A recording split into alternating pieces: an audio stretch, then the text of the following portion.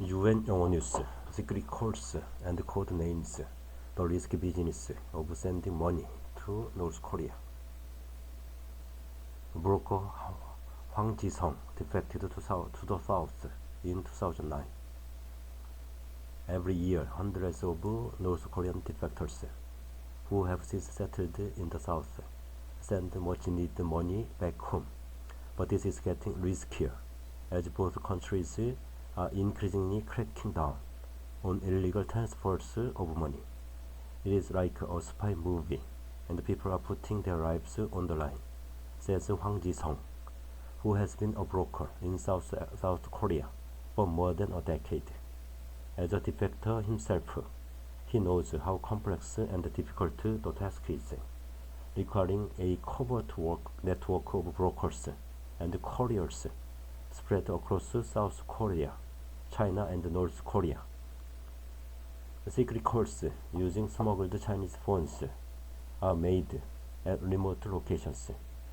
Code names are used. The stakes are incredibly high. If caught, North Koreans risk being sent to the country's dreaded political prison camps, known as Kwanil-so, where hundreds of thousands are believed to have died over the years. A 2023 survey by the Database Center for North Korean Human Rights, which polled about 400 North Korean defectors, found that around 63% had transferred money to their families in the North. But since 2020, North Korean leader Kim Jong-un has intensified a crackdown on brokers to stop the flow of money and reactionary ideology and culture from South Korea. The couple has been in the money transfer business for over a decade.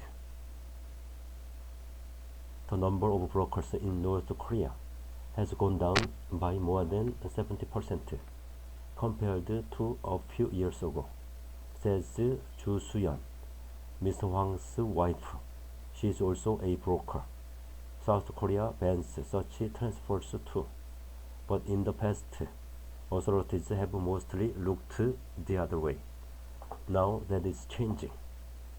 Last April, Mr. Hwang and Ms. Ju's home in Gyeonggi Province, which is close to Seoul, was raided by 4 police officers who accused her of violating the Foreign Exchange Transactions Act because the bank account that was used to send money to North Korea was in her name. She is the one facing charges. At least 7 other brokers are also under investigation. 예, on camera interviews with brokers are rare, but Ms. Ju has chosen to speak to the BBC, partly because she wants to publicize her case. The police have not responded to a BBC inquiry over her case. South Korean authorities told Mr. Hwang that any money transfer to North Korea should be carried out through a legitimate bank. If there is one, let me know, he said, adding that there is no institution that can legally receive money in North Korea, since the two Koreas are technically still at war. Inter-Korean relations have been worsening since the North blew up a joint liaison office with the South in 2020. Earlier this month, North Korean leader Kim Jong-un even said it was no longer possible to achieve reunification with the South, a goal enshrined in the Constitution. Secret calls, these illicit cross-border cash transfers, begin with a phone call between defectors in the South and their families in the North, made possible by an influx of smuggled Chinese phones in border provinces, which can tap into Chinese telecom networks. The calls are facilitated by brokers in North Korea who have to travel long distances and sometimes even climb mountains to arrange such calls. After hours of waiting, the call is connected and the defector will agree on a sum with the families, but the conversation has to be brisk to avoid surveillance from the Ministry of State Security. The defector then makes a deposit into a Chinese account through brokers in South Korea. This is also fraught with risk, as China also closely monitors the flow of foreign currency. It is up to the Chinese brokers to bring the money into North Korea. The borders are relatively porous, as China is North Korea's most important ally. Remittances from defectors are sometimes disguised as transactions between Chinese and North Korean trading companies. Kim Jin-seok was a courier in North Korea before he fled the country in 2013. They employ several couriers in North Korea to deliver the money to the families. The people delivering the money don't know each other, and they shouldn't because their lives are at stake, says Kim Jin-seok, who used to work as a courier in North Korea before he fled the country in 2013. We've given him a pseudonym for his safety. Brokers have to use aliases and develop codes to signal when it will be safe for families to receive funds. Mr. Hwang, who has about 800 clients, says he has even encountered families who rejected the money. They were scared that it could be a trap set up by the security police and would say things like, "We won't accept money from traitors." Once the money is delivered, brokers will take about a 50% cut. North Korean brokers risk their lives to make 500,000 to 600,000 won per transfer. Mr. Hwang says, at today's exchange rate, that's about $375 to $450.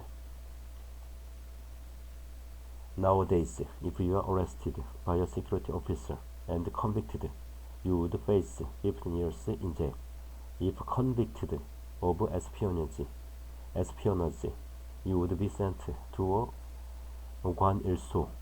Mr. Hwang shows us testimony from North Koreans who have received money through his brokers.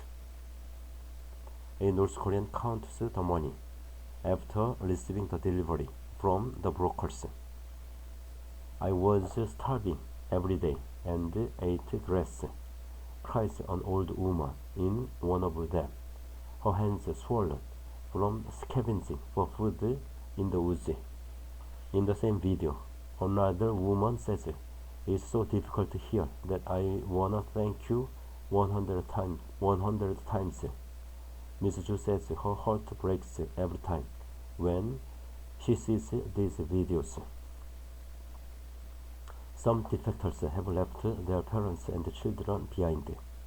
They simply want to ensure that their families in North Korea will survive so that they can be reunited one day. She says $1 million is enough to feed a family of 3 for a year in the North.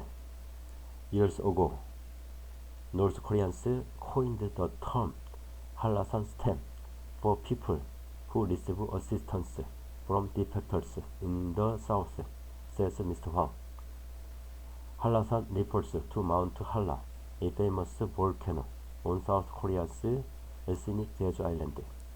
A person from a 한라산 stem family is considered the most desirable spouse, even better than Communist Party members, he says. A severed lifeline.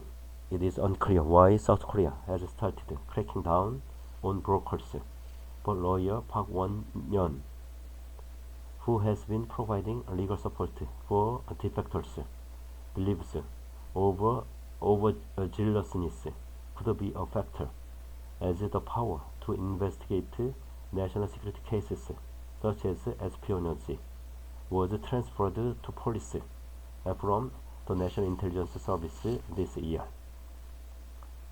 If the police fail to prove the espionage charges, they will prosecute them under the Foreign Exchange Transactions Act, he says. Under increasing pressure from both the governments, this lifeline for families of North Korean defectors could be severed. Mr. Hwang is ready to take his wife's case all the way to the Supreme Court if she is convicted. He believes the remittances from defectors are not just about the money. It is the only way to bring North Korea down without fighting, he says. Along with the money, it also comes with the news that the South is prosperous and wealthy. That's what Kim Jong-un is afraid of.